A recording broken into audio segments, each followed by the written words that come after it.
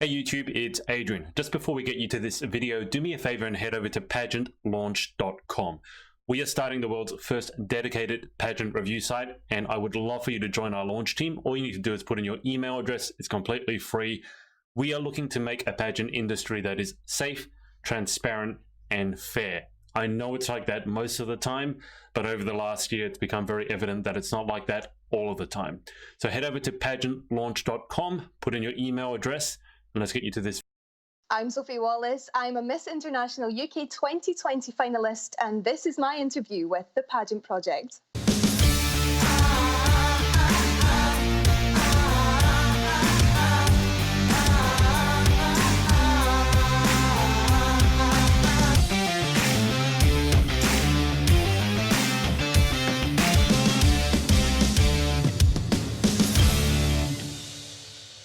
Hey everyone, it's Adrian from the Pageant Project. Hope you're doing well. I've got with me today Miss International UK 2020 finalist, Sophie Wallace. Sophie, how are you?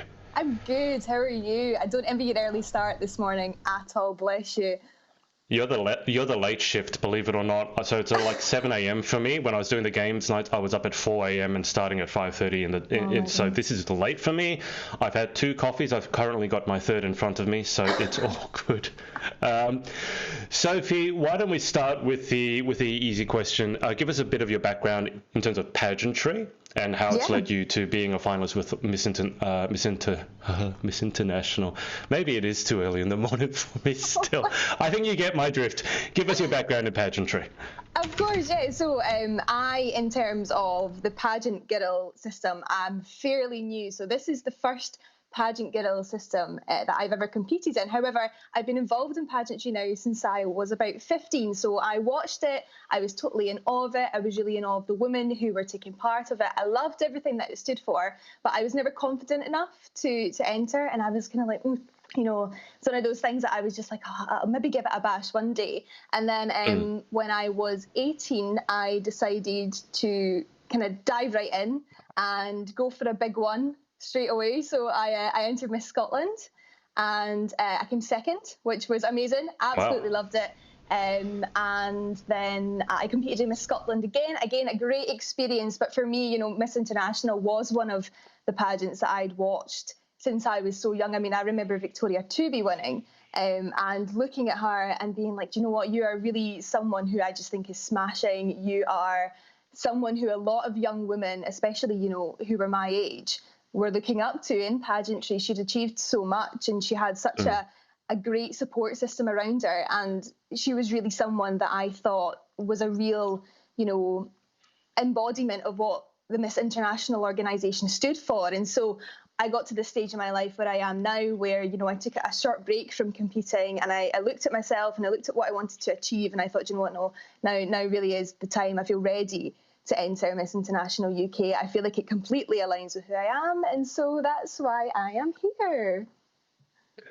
A lot of people have said, probably the majority of people have said that they entered pageantry as a way of gaining a bit of self-confidence. I mean, you've identified that you didn't really feel ready to enter yourself. I don't know if it's a trophy behind you, but I know obviously you did some cheerleading. I think that's past tense now. And obviously we'll get onto the news reading. Both of those would strike everyone as you can't afford to be shy, because cheerleading, literally you're in front of everyone dancing. The newsreader, it's no good if you just sit there and don't say anything. So from your point of view, I mean, did pageantry help with the confidence, or did you always have it there and it sort of brought it out? I think confidence can be sort of split into 2 different categories. So you've got the person who you are in front of everyone else. You know, you've got Sophie, who is loud and friendly and loves to speak to people, loves to perform. And then you've got Sophie, who is on her own and is actually sometimes a little bit shy, a little bit anxious, you know, can sometimes get caught up about, you know, oh, what does this person think of me? What does that person think of me? And I found myself in quite a tricky place when I was a teenager. I think, you know, it would be fair to say that most people nowadays have been, you know, subject to bullying, and I certainly was no exception in that. And I really had zero self-confidence in me as a person, and it was one of those things. I think, especially the first time I entered Miss Scotland, I met girls who were like me. I met girls who loved to perform and loved to be on stage and loved to be like in an environment of women who were working together to try and, as cliche as it sounds, better the place. But were struggling with their own sort of battles and their own sort of inner demons. And for me, having that experience and being surrounded by these women was so empowering. And I thought, this is something that I adore. This is something I want to get involved with. I want to inspire other people to get involved with this if they are feeling a little bit shy, a little bit nervous, because you can almost express your outer confident person in yourself as well. And I know that sounds maybe like a bit of jargon, but it really has helped me. It's helped me kind of become at peace with the person I am and not worry about, what does A, B or C think of me. And so, I would certainly say when it comes to confidence in myself, it has been absolutely paramount in me and me becoming me and being happy with that. I think it's really interesting you mentioned the sort of almost split personality, because I have exactly the same experience. Obviously, being in front of here, I can't just stand here and say nothing and be awkward. That really wouldn't go well. But I think everyone, particularly in the UK, because this is how they see me, they expect that I'm like this all the time. Quite honestly, I don't know if it's the same for you when you finish your news bulletin, but after I get off one of these interviews, I need to sit down for an hour by myself and not talk to anyone, because I just need to... I feel like I've overdone my words, so that I need to balance it out and not say anything. I mean, let's go into the news reading. Let's go to the comments first before people start going, you're not reading them.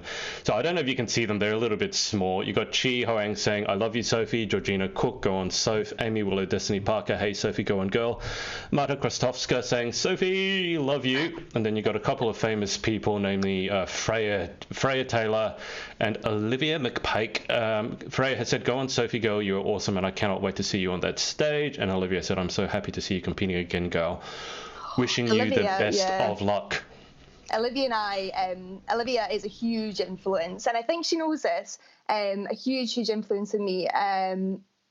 She and I met during Miss Scotland, and we both placed in the top 3 together. And watching Olivia, really find herself and find her feet, and go the whole hog. And now she's Miss Galaxy UK, and absolutely incredible. And I never had any doubt, that she would never get back, that she would get back on that stage and absolutely smash it. And so to see her, to see this sort of progress now, and to see her, win absolutely the title of her dreams, has just been really empowering for me. And it was actually, I don't think she knows this, but it was actually watching her win Miss Galaxy UK that I was like, right, I need to do this now. It's yeah. Did you happen to see... There like, oh. Yeah, you're going to give her a big head, so let's deflate it a little bit. Did you see her performance as captain of Team Scotland, though? So I work quite late at night, as I'm sure you already know, but I did see where Scotland finished. It wasn't that wasn't I'm not going to say, I don't want to say too much, but let's just say there were people volunteering to take Olivia's place as captain. Bless. She said she was it was her quarantine brain, as she would say. So Olivia, I hope the quarantine brain has left. That was an excellent go at a Scottish accent as well. You did really well there. That was good. Well, like yourself, Olivia has inspired me. I don't do a Scottish accent. I don't do a Glaswegian accent. I just do an Olivia accent. I don't know why. When I interviewed Olivia, and I've told Olivia this, I literally had like 3 or 4 people messaging me saying, oh my God, I love her accent. It wasn't, oh, that was a great interview. It was, oh my God, I love her accent. I was like, okay. I just, every time I see Olivia or her name, I just start going into this Olivia accent. Claire Clark has said, OMG, I'm so chuffed for you. Can't wait to watch your journey. Love me and Taylor. And Heather Jordan has said, Miss International UK Sis, love from all your fellow finalists. Rebecca Percival has said, Sophie, you're going to smash it. Charlotte Dean has said, proud of you, Soph. And Olivia McPike has said, my girl with hearts, and then said, all don't bring me down, Adrian. Sorry, Olivia, I had to. Before your head got too big. All right, so Sophie, why don't you talk us through, I guess, the cheerleading, which, as I understand, it's in your past now, and then we'll get on to the news bulletins. So the cheerleading, because it obviously was a big part of your life for a significant amount of time. Yeah, so before all of that, so I, again, never thought of becoming a cheerleader. It was something that wasn't particularly like a big sort of sport in the town that I grew up in. So I grew up in a very small village in a very small town right between Glasgow and Edinburgh. And, you know, the main sports there were sort of like football, rugby, and gymnastics. And it was gymnastics that I ended up doing. So I danced as well, but gymnastics was a huge part of my life growing up. I was an international display gymnast. So that meant I travelled around, you know, parts of Europe when I was a teenager, taking part in lots of different gymnastics displays with my team, and that was amazing. And so I totally loved that, and I loved the display element of it because it combined dancing with gymnastics, which is what essentially cheerleading is. And I had a really nasty accident when I was about 16 or 17, and that forced me to retire from the sport, which was quite upsetting. But, you know, at the same time, I was going through the transition of going from school to university. I, you know, was meeting lots of new people. I was spending time in a brand new city, and it just kind of felt like a bit of a natural progression for me to go from doing gymnastics to then, you know, living in like a university environment. And it wasn't until I was maybe in my second year of uni that I had seen the cheerleading team, and I was like, do you know what, this is maybe something that I can dedicate my time to. It's something that I want to get involved with. And so I did. And then, you know, for 2 years, I completely threw myself into the sport, much to the dismay of my chiropractor and the guy who now looks after my back. But yeah, it was humongous. And, you know, my team, bless them, were a fairly new team in the world of university cheerleading. And the first year that I was part of that team, we didn't take part in any competitions, we didn't compete. And then as being in our fourth year, we took our first ever competitive team to a finals, and we did really, really well. So yeah, it was a huge part of my life. The trophy that you see behind me actually doesn't belong to me. So my best friend is now, or she has just passed over the title of cheer captain. She's a year younger than me, and we actually met through cheerleading. But she was our team captain, and they won this trophy a couple of months ago. But obviously that was pre-corona, and since then she has moved from the city back to Edinburgh, and she hasn't had the chance to come and pick it up. So it's taking pride of place on our mantelpiece here. Right. Totally for the reason that it was left here, and I can't give it back. It looks good behind you. It does. It looks great. It makes me feel really accomplished. Okay, so that was the cheerleading. When you cheerlead, I'm not terribly familiar with this sport, but is it like on American shows where you have to do the chants and things like that? Do you guys do those?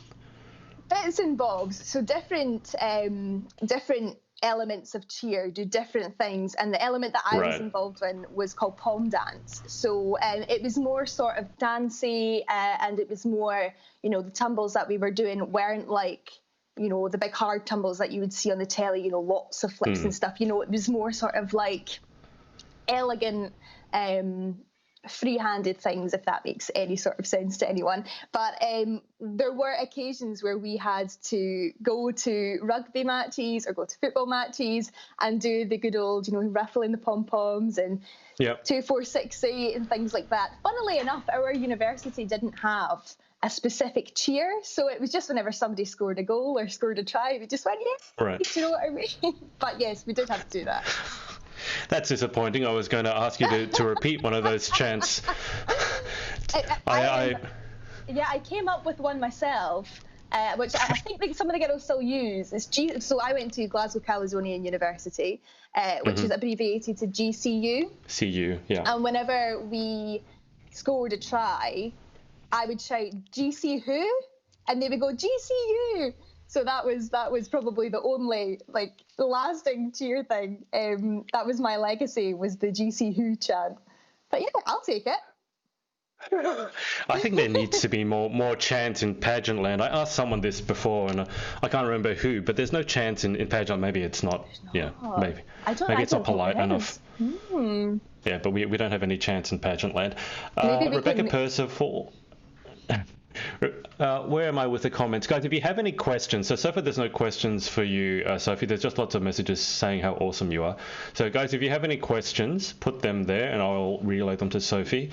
Rachel Lee Loftus has said yay for Scottish accents. And Pfizer Selim has said go girl with lots of hearts.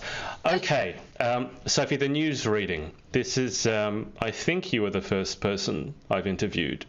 Not the first person I've interviewed who's had an interest in broadcasting, but I think the first one who's certainly on national TV and reading out news bulletins. Yeah. So how did that happen, and how did you get to the point where you are now? Because I have been asked on several occasions, like, how do you get to where, the level you are now, whether you think it's high or not? A lot of people want the position that you have at the moment. So clue us in on how you started and how you got to be on TV. I ask myself this question every single day, because I'm still in complete disbelief at the fact that I am in a job that I have wanted to do since I was wee. So basically, I, by chance, decided that I wanted, so taking it right back to the very, very, very, very start, I have wanted to be a journalist since I was little. I love the news, and I know that might sound really daft or really sad, but I love the news. I love current affairs. I love knowing what's going on in the world. And I decided from quite early on that broadcasting, as opposed to sort of print journalism, was somewhere that I could get really involved in. And so I went to university. I studied a degree in multimedia journalism for 4 years. And while I was there, I got in touch with my local radio station, and I'd said, look, I really fancy coming along for like a week's worth of work experience. What's your thoughts on that? What's your ideas? And they were like, of course, come in. So I came in and I worked on the news desk there for a week. And at the end of my week, my boss there was like, how did you enjoy it? Did you like it? Would you like to come back? And I said to him, you're not getting rid of me now. That's me, I'm here. So I just got to keep on showing up, and you just need to give me something to do. And at that time, I was completely going in there voluntarily, and I just absolutely loved the newsroom broadcast environment. And so I ended up working there as a freelance journalist 5 days a week. First thing in the morning, while I was still studying. So I would get up at 5 o'clock in the morning, and I would drive to the radio studio, which was about 20 minutes down the road. And I would do the morning news from about 6 o'clock in the morning till 9 o'clock. And then I would pre-record my 10 o'clock bulletin, get in the car, and then drive 40 minutes to Glasgow for classes starting at 10. And then I would, finish classes at 2, go to cheer practice, come home at 5 and clonk out by 7 o'clock. And that was my life for a good month. And it was bonkers. That whole month is just a complete and utter blur. But it paid off. And by the time I'd left uni, I was offered a full-time job in radio journalism. And I was working away, and I was like, this is really, really great. Really enjoying this. I'm just going to have a wee nosy to see if there is anything that's come up in television that I could possibly dabble in, and so I did. And then I went on. There's a really excellent job website for media jobs here in the UK, so I went on to that, and I had to be nosy, and lo and behold, there was a job role which involved presenting. And I was, oh, great, like, I'll apply for this. So I applied for it. I didn't tell anybody I was going for it. I didn't get the job, which was completely fine. But it was the same role that I'm in now, with the same company, but based in a different office. And when you go for a job and they say, we're going to keep your things on file, we're going to, get in touch with you if we fancy speaking to you. But it doesn't normally mean much. You never expect to hear from them again. Yeah. Exactly. 2 weeks later, I get a phone call. And they were like, hey, yeah, so how do you fancy coming in and doing a screen test in Glasgow? We've had an opportunity come up, but we're not advertising it to people outside of the office, but we think, it's a role that maybe could be right for you. And I said, absolutely great. Glasgow is where I studied. It's absolutely my home. You know, I am Miss Glasgow International. It is. I love my hometown, but Glasgow for me is just incredible. I love it so much. And so when the opportunity came up to work in Glasgow and potentially get some on-air time, I was like, of course. So I grabbed it with two hands. I went to my screen test. Again, didn't think anything of it. Got in the car, was driving home. I get a phone call about 5 minutes after I left the building saying, great, we want to offer you it. So I was like, hey, and it's just kind of gone from there. I went from working first thing in the morning for the national bulletins that went out as part of a big UK-wide programme called GMB, Good Morning Britain. And I was working behind the scenes for that. And then one day the big boss was just like, you know, there's an opportunity that's come up for you to present weekend shifts and during the week shifts. And now that sort of evolved into me working 5 days a week because we're in Corona land just now and everybody is a bit mental and everything's gone a little bit skew-with. So right now I'm working Monday, Friday, and I'm being on the telly. So yeah, it's really strange. It's really weird. But it's just, I attribute a lot of it to being in the right place at the right time. But at the same time, I made a lot of sacrifices and I worked really, really hard, really hard. So yeah, I love it. I love it. I absolutely recommend broadcast journalism to anybody who's thinking about a career in the media. Broadcast journalism is fantastic. Can you give us an idea, because I'm fascinated by this, because obviously what you do and what I do have some similarities. What goes into the preparation so on a daily basis? So what time do you start getting ready, and is there like the hair and makeup part of it, and then you actually go on camera and then after? So what's sort of the daily routine like? So my job is split into two halves. So being a presenter is one element of it. The other element of it is actually producing the bulletins and looking at the news of the day and saying, right, okay, well, this is what I want to include in my bulletin. This is how I would like to see it done, whether it be like a full-on report that a reporter goes and does, or, you know, whether it be a read with some pictures and maybe, you know, an interview with someone. It's your job to look at the news and say, right, okay, how can I illustrate that best? And so what I'll do is I'll come in, I'll look at the day's news. It's my job to prepare the morning bulletin for the next again day. So that's what I do. I look at kind of what's planned for tomorrow, and then I go and I gather lots of information about it. I interview lots of people. I write up the news, and then I produce a little bulletin. And then we have a big 6 o'clock programme that goes out every day, and it's my job to do the auto cue for that because someone has to do auto cue. It's kind of like the bottom of the barrel job, but I'll do it. I don't mind. It's quite therapeutic. What is it called? Auto cue. Auto cue, right? Okay. There we go. It's basically what the words that come up on the screen and the presenter has to read them. That's the one. And then so that happens at 6 o'clock. Quite often my bulletin goes out at about 10:30. But usually, again, pre-corona, we would record the bulletin at 10 o'clock. Just now it's going out live because there's no need for us to pre-record it. But we would pre-record at 10. So I would go back in, I would produce my bulletin, and then I would start getting ready about 8:30. Now, bearing in mind, that's a full face of makeup and hair. I go into work looking like I've just rolled out of my bed, as do most presenters. We do have hair and makeup artists in-house, but again, they're not here just now, but I'm sure a lot of girls can resonate with this. I have a very particular way of doing my face, a very particular way of doing my hair. I have really, I mean, you won't be able to tell just now, but my hair is coloured a little bit lighter than my natural hair, and my eyebrows are quite dark. And so if someone colours in my eyebrows a little bit too dark, I just look like I've got these slugs in my face and it's horrendous. And sometimes that happens because my eyebrow hair is so dark. So I draw my eyebrows lighter than what they should be. So I know if there is a set way of me doing something, I will do it. But the makeup artist will come in and touch it up. And then you go in. It's literally you. There's no one else in the studio. All of the cameras are operated by somebody out with the studio. You've got your earpiece, you've got the director in your ear, and you've got someone else in your ear telling you basically what time you need to get off air at, and that's it. That's my job, day in the life. Right. Well, I mean, the hair and makeup, obviously we're going out to pageant land, so they will all resonate with that, although pageant land normally take longer than an hour, probably. You mentioned that you do some of the interviews, so again, I'm fascinated by this. How have you found the interviewing process? As in me doing the interviews? Yeah. It is, as a journalist, you have a very set idea of what you want someone to say.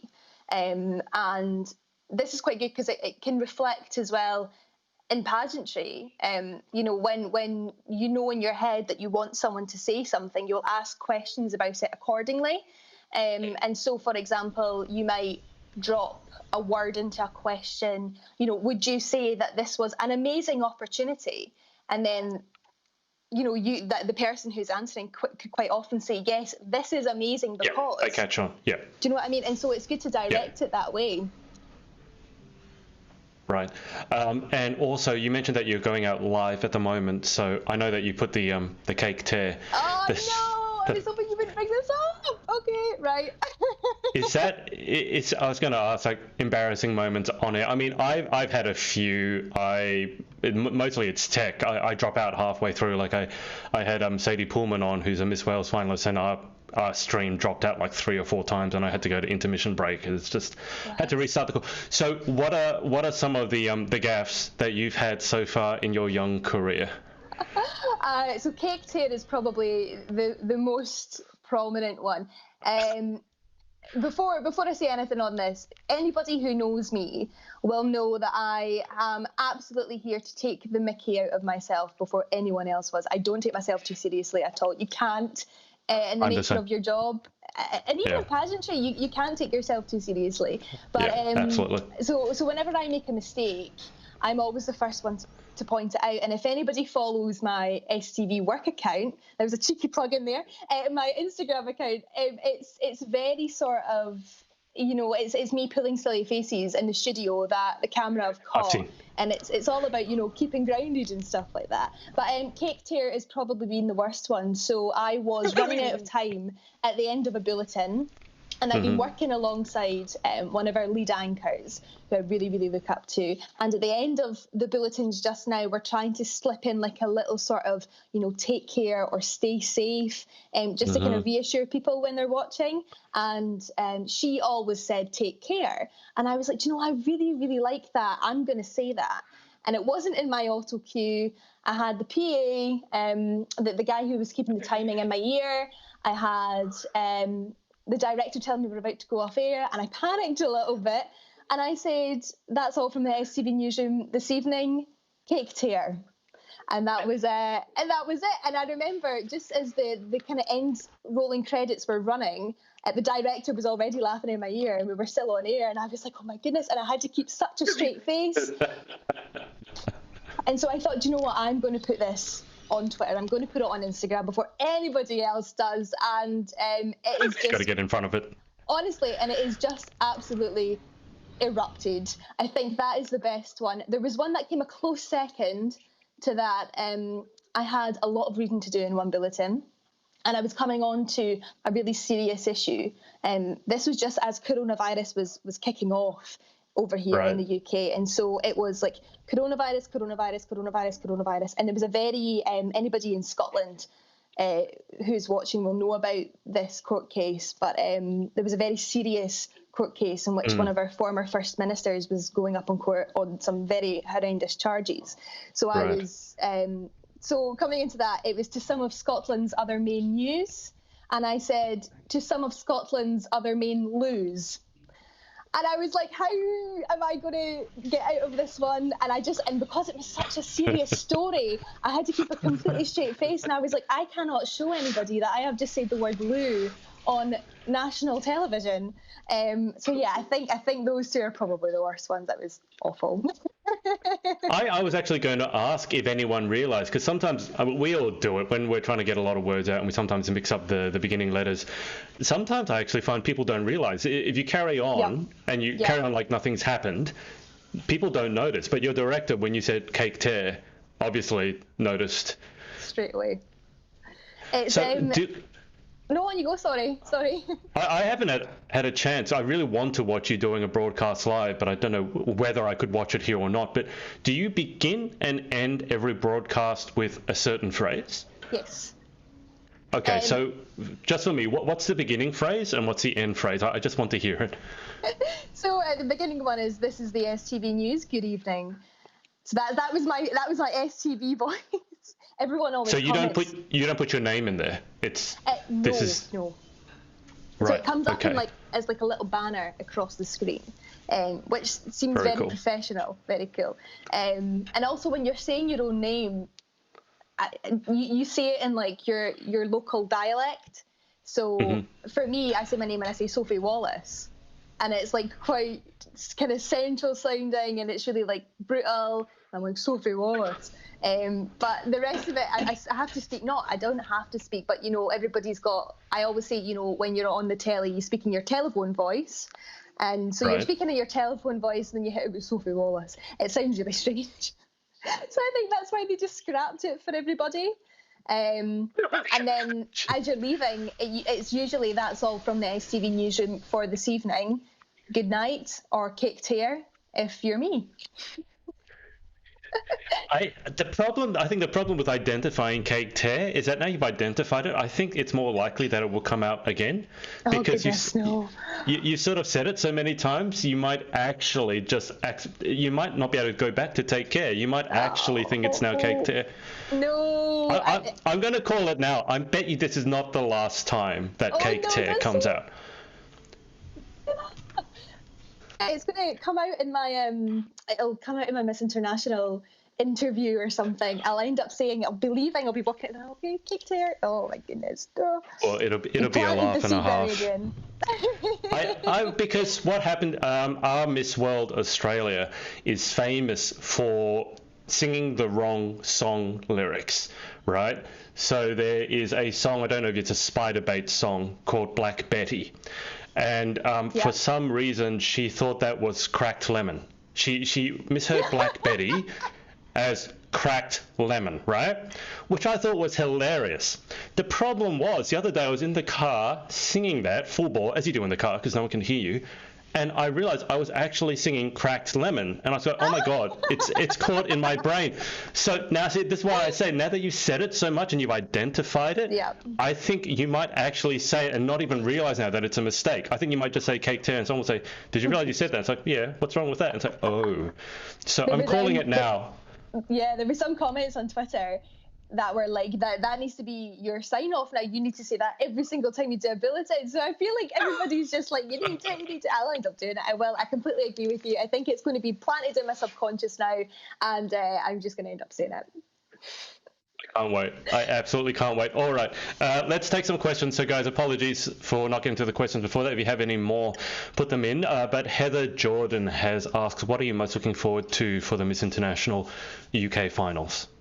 I think a huge thing that I'm looking forward to. First of all, like I say, this is the first time that I've competed in a Pageant Girl competition. I have never competed in a Pageant Girl competition, but I have watched and followed those competitions for such a long time, almost 7 years. And so just the whole experience of being involved in, what are really sort of poignant systems in the UK here, that is backed up by such a strong leadership and really successful, empowering title holders, past and present.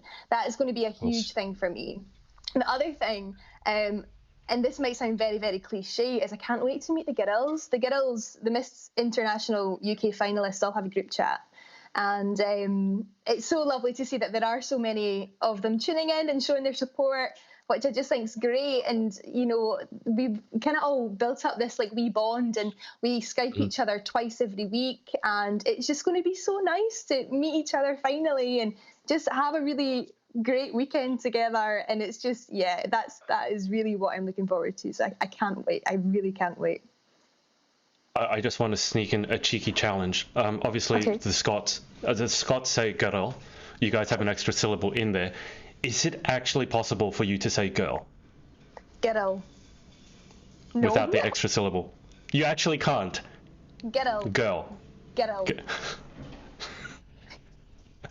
I can't tell you how long it took me to get the extra syllable in there because I can't roll my R's, and you can't take it at out. the back of your mouth. It's weird. But if I was to say girl, it's like I'm saying it in an English accent. Girl. And I feel like I'm sounding really like posh girl. Like if I was girl, yeah. Oh, look at the girls. Yay, girls. Yeah, it's great.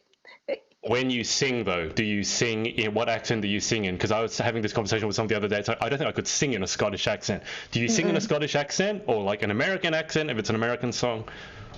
I think I only sing in a Scottish accent when I'm belting out the Proclaimers. Have you ever heard 500 Miles? Yeah, who hasn't? Oh, yeah. There we go. So that's I think that's the only time. But the rest of the time, if I'm just sort of like singing away, yeah, it seems to be just sort of like reflecting on the person who's singing the song. But when it comes to the Proclaimers, I go full pelt Scottish. Like you just can't not do it. And I think people who even aren't Scottish will try and do it in a Scottish accent as well. And I just think that's great. Honestly, it's brilliant. Do you want to give us a rendition now? Oh no! I think we'll save that for another day. We'll wait until after the Miss International final. Okay, all right, fair enough. Lana, so Rachel Lee has asked, why did you choose Miss International UK? Can't wait to cheer you on. So, like I say, it's a system which I have really resonated with. You know, the whole thing about Miss International UK and Miss International in general is about cheering on women, and it's about empowering women not only to be themselves, but it's to do with, you know, what can women be, what can women achieve, and I think the prospect of what we can do is so important, and it's so exciting, especially just now. You know, we've seen so many movements which have really been so empowering for women across the country and across the world over the past few years, that really, really resonate with me. And I really wanted to align myself with a pageant system that just aligned with me and aligned with the kind of person that I am. You know, I am a huge believer, and as I'm sure lots of pageant girls are, in competing for a title which has a meaning which resonates with you behind it. Yeah.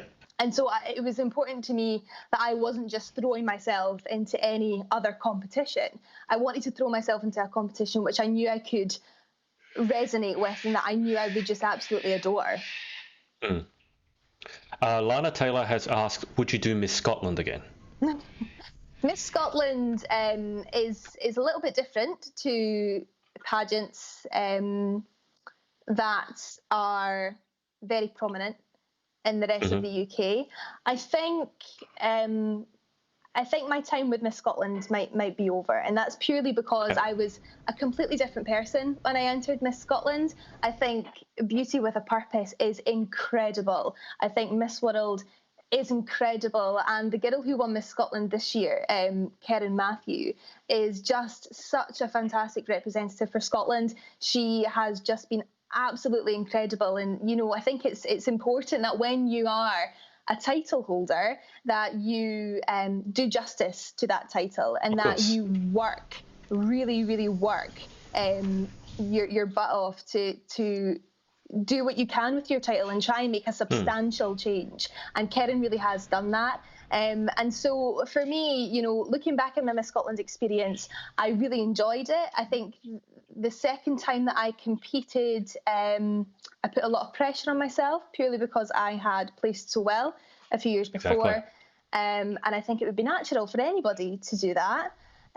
But I think for me, you know, I'm a different person completely now, and I think, you know, I'd maybe put Miss Scotland to bed. But that being said, Miss Scotland is a fantastic organisation, and if it is something that you want to do, then any girls in Scotland, I would highly recommend it.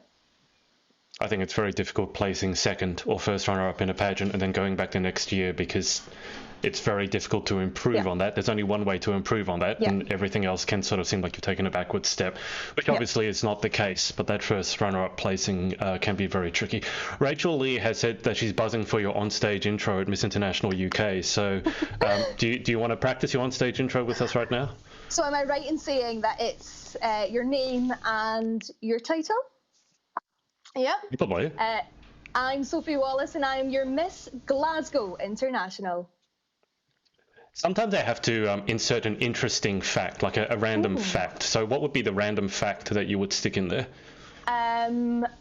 I am Sophie Wallace. I am Miss Glasgow International, and I have a scar on my chin which matches my brother. Which is really strange. Yeah, my brother and I have matching scars. How did you get a scar on your chin? That's the obvious question, right? Yeah, well, this is the thing. It's supposed to make you think. So I was actually chatting to my flatmate about this earlier, and this is how it's come up. And that was, I'm sure I could think of something much better when it actually came, and something a lot more interesting. But this was the first thing that came to my head when you put me on the spot. I was a toddler, and I fell down my granny's stairs, and I smashed into a lovely vase that she had sitting on her stairs, and a bit of glass got stuck in my chin. So that was me, and I was about 2 when that happened. And then fast forward a couple of years, I've got a younger brother who's 3 years younger than me, and we went to the swimming pool, and he decided that he was going to jump into the swimming pool backwards, and he hit his chin off the side on exactly the same spot that I've got my scar. So you and I have matching scars now, which is quite weird, but yeah. But again, if they ask me, you have to give an interesting fact about yourself, I'm sure when it comes to the finals, I'll think of something a lot more interesting. I don't know. I quite like that one. I enjoyed that one. You're not alone in having matching scars with a sibling. I have the same on my eyebrow, coffee table. Coffee table. Ooh. Mm-hmm. Similar to yourself, except coffee table, and he did the same thing. So you're not the only one. Table. No, it's still around here somewhere. Okay, guys, if you have any other questions for Sophie, put them in the comments and I'll circle back to them. I'm just going to take Sophie through the final 10 because we always start with the final 10. But before we go through the final 10, Sophie, any shout outs or just thanks you want to give to people for supporting you along your journey? I think my parents, especially, have quite openly not struggled, but didn't understand where the pageantry love came from, and it's been a real journey for them to sort of love that and love that I enjoy that. And so, their ongoing support has just been incredible, and the rest of my family as well has been amazing. My friends and my lovely boyfriend, who are just great. A special shout out to the Scottish pageant community in the country. It's a very small community, but we all have each other's backs, and we're all always cheering each other on. And so a huge thank you to those girls. And then just to everybody who's really given me that little push and that little courage and that little bit of ambition when I've been feeling a bit low, and just those people who are honest with you and can tell you, actually, you can do this, and I think you're daft for saying that you can't. Those are the kind of people that you need to surround yourself with. And I think all of those people are just incredible. So thank you just to absolutely everybody who supported me. And just I love you all. If there is one thing that I've begun to associate with Scottish people, it's brutal honesty. Yeah, that's. Yeah. You guys will tell the truth brutally at times, but I think we all need to hear that. So, it's so important. It's so important, but just not like angrily, like It's nice to be told that actually I would maybe change this, or I would do this differently, or question why did you do this? And I think people, I know that my best friends are always asking me questions. So yeah, that's super important. Okay. Sophie, I'll let you go back through the comments after we're done, because there's a lot of comments here that I haven't read out. I think there's a lot of your international sister queens in there. So if you have any other questions, guys, put them in and I'll circle back to them after the final 10. So without further ado, Sophie Wallace, and this is not a speed round. Everyone thinks you've got to answer as quickly as you can. You can answer quickly if you want to. Question 1 is, what is your favorite word? So I would say my favourite word is the word bubbles. Now, not said in the way that most people say it, because bubbles is obviously spelled B-U-B-B-L-E-S, so you pronounce it O. But in Scotland, you tend to lose the O quite a lot, so we say bubbles. And it just rolls off the tongue really well, bubbles. It's just it's nice. That's my favourite word. Weirdly enough, you're not the first person to give me that as a response, but for completely different reasons. So, What? yeah, no, someone else just came up with bubbles because they said when you say that word, you can't help but be happy. So it's the second time I've heard that answer, but for completely different reasons. Question 2 is, what is your least favorite word? I don't like the word should. You should have done that, or you should do something. I think when you make a decision to do something, you are should have yourself in that moment. And when someone says, oh, well, you should have done that, I think it's particularly prominent in pageantry, you know, oh, well, she should have worn that colour, or she should have said this in her interview, or you should have mentioned that. Like, I don't like that, because I think people make a conscious decision to do something for a reason, and it's because they're confident in themselves in that moment. And I think, you know, the word should can have some really sort of long-term damaging effects on someone, if you, because it kind of forces you to look back and go, my goodness, like maybe I should have done that. Like, would the outcome have been different if I did do that? And so I think the word should can in some circumstances be a bit rubbish. So should is my answer to that one. Well, I had the exact same word. That's the word that I picked as my least favorite word for exactly the same reasons. So I agree with you on that one. Question 3, in life, what gets you excited or what turns you on? This time next year. So if I'm ever feeling a little bit down about something, or a little bit unmotivated to do something, a little bit sad, or, you know, there is like a big sort of obstacle that I want to overcome in my life, I think about, well, if you take action to make this better now, think about the place that you could be this time next year. You know, think about what the potential is that could come from this. And it's just something that I tell myself if I'm feeling a bit rubbish, and it's always moved me forward, and it's always, you know, given me that motivation to get back up. Again, perfect example was applying for Miss International UK.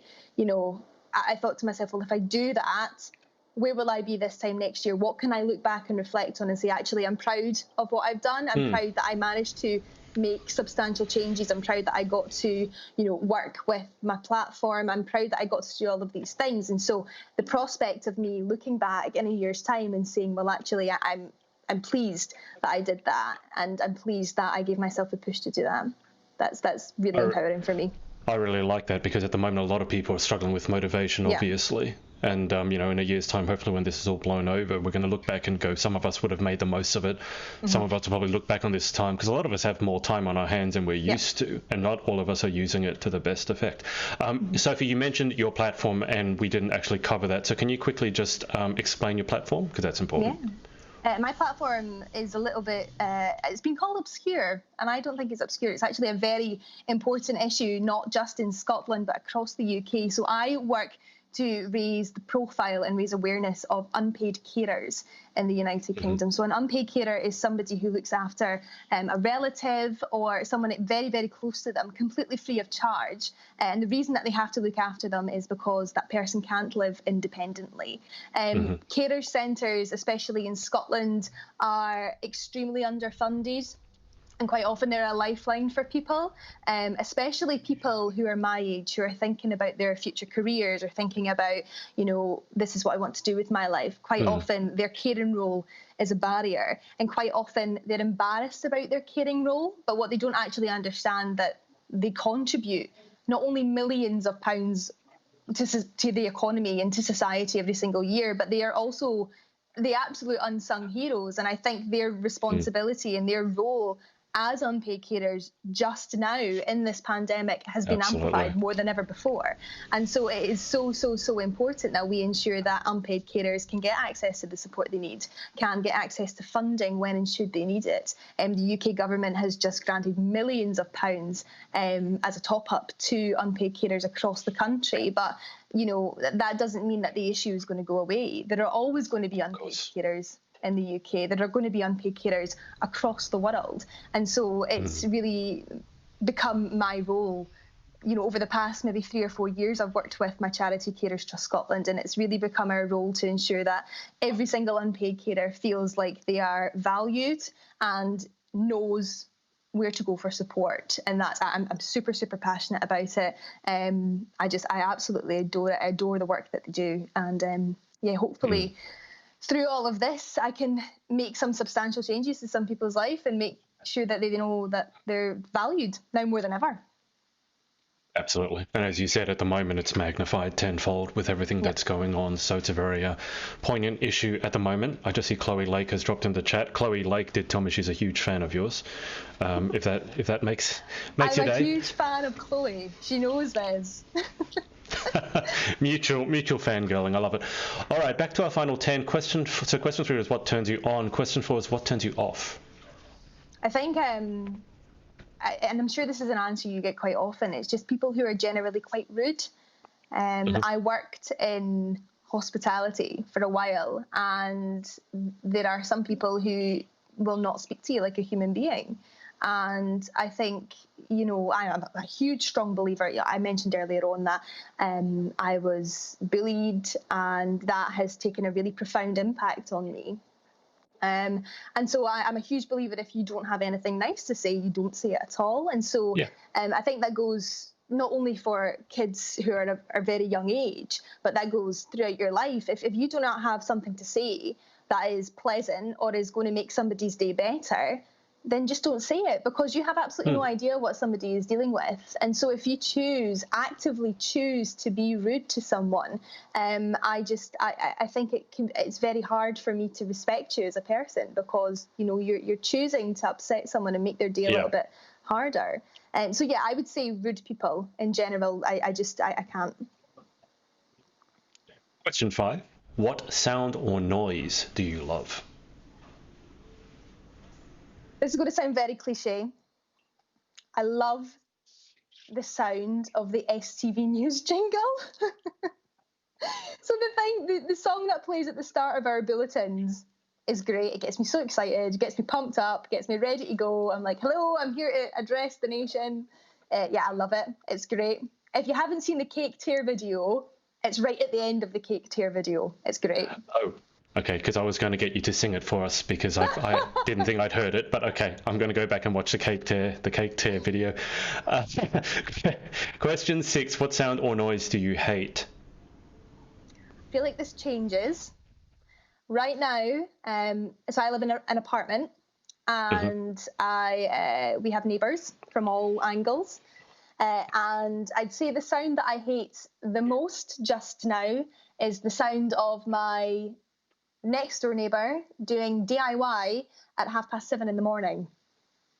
It is horrible.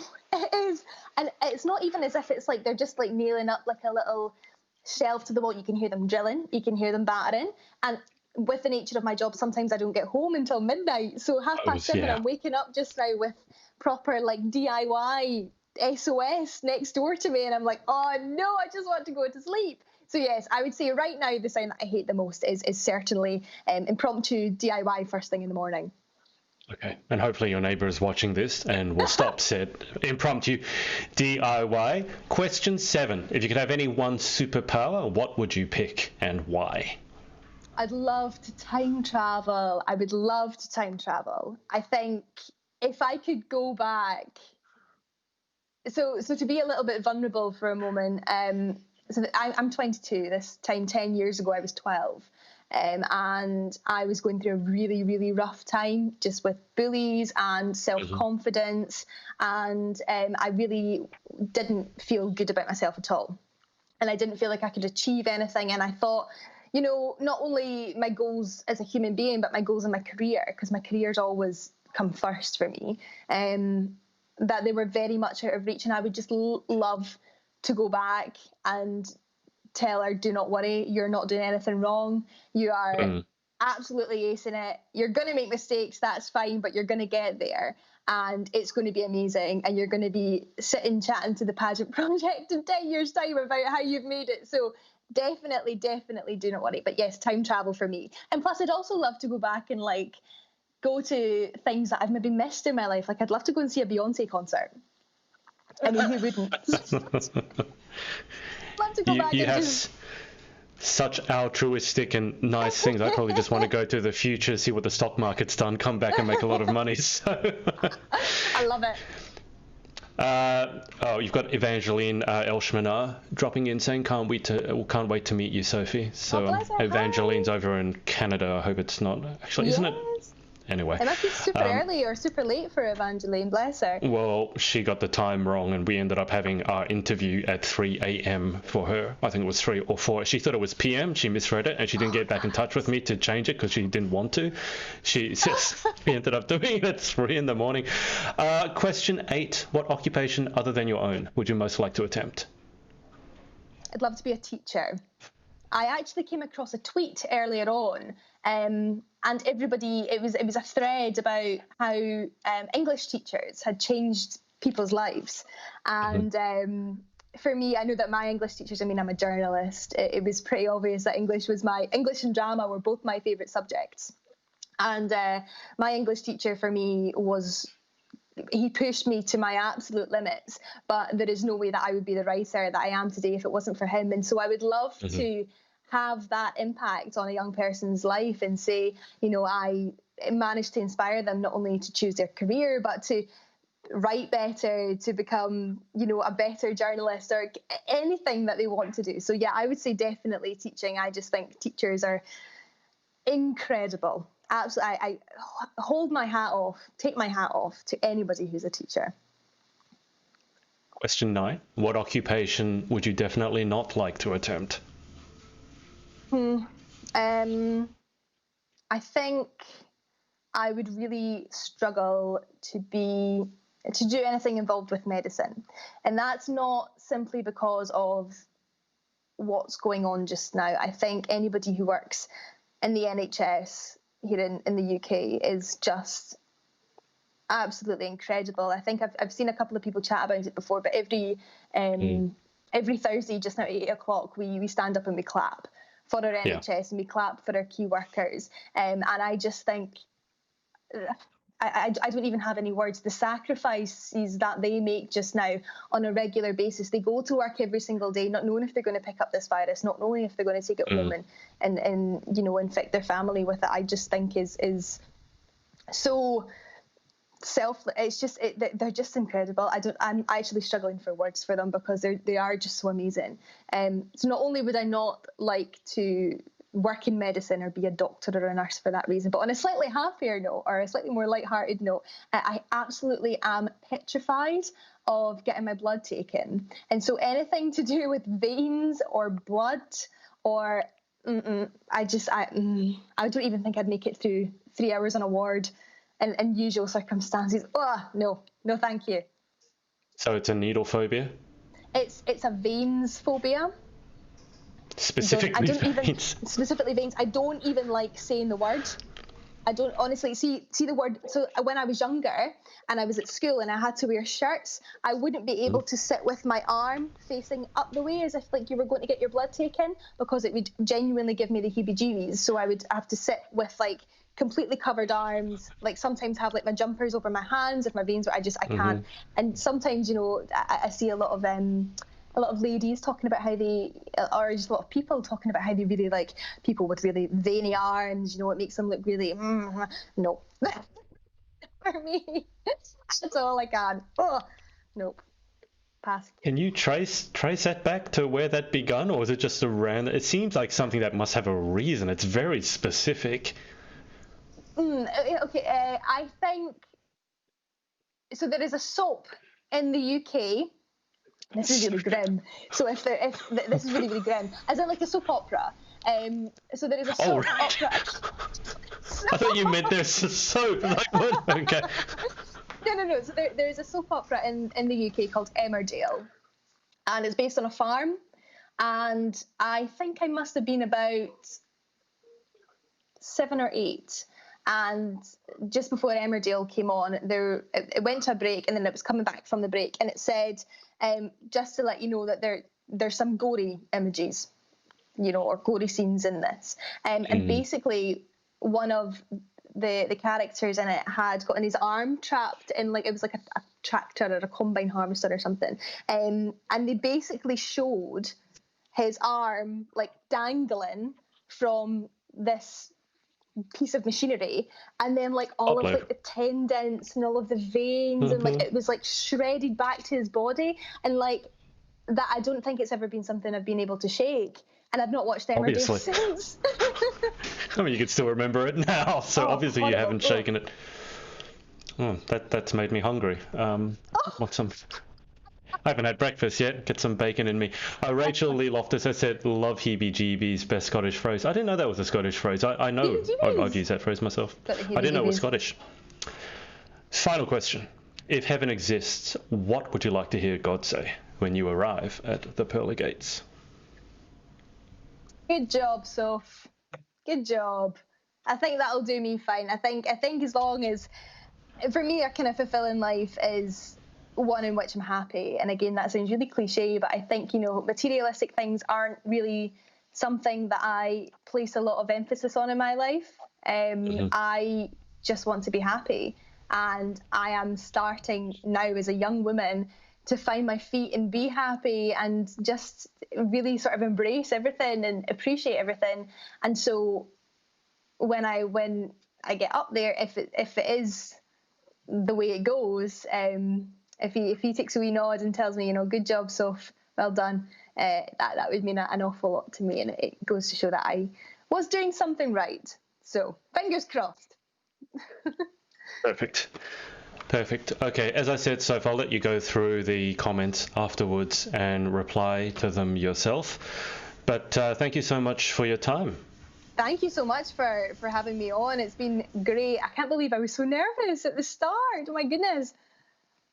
Why is everyone so nervous before they talked? I don't understand. Is it my face? Is it something that I said? Is it the accent? Everyone's like, I was so nervous.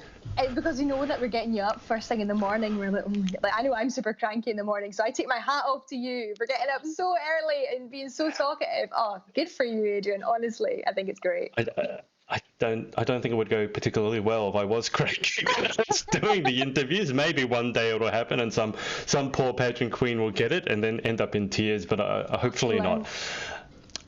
Sophie, I'm going to keep you on the line for just a sec whilst we hang up with the audience, but I'd be remiss if I didn't get you to sign us off with one of your patented cake tears. So would you like to sign us off?